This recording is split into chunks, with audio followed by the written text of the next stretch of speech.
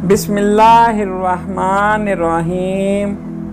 اللہ کے نام سے شروع جو بڑا مہربان نہایت رحم والا ہے۔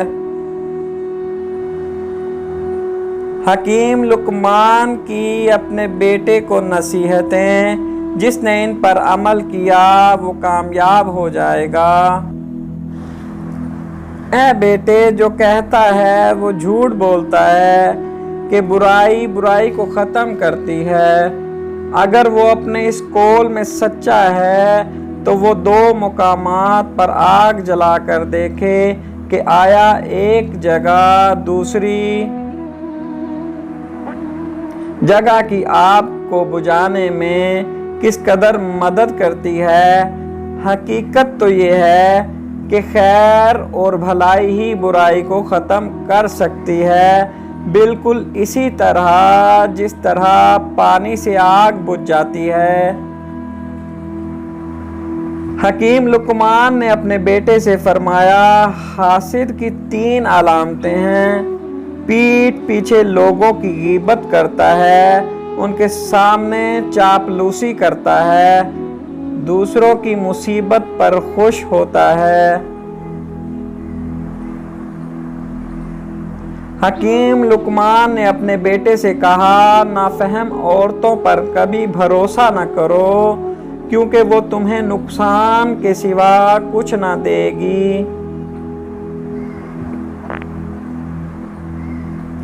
سفر میں اپنی سواری پر اعتماد نہ کر، جب منزل قریب آ جائے تو اپنی سواری سے اتر جا۔ شب کے آغاز میں سفر نہ کر، سفر میں اپنے ساتھ اپنی تلوار، جوتی، امامہ، کپڑے، پانی، سوئی،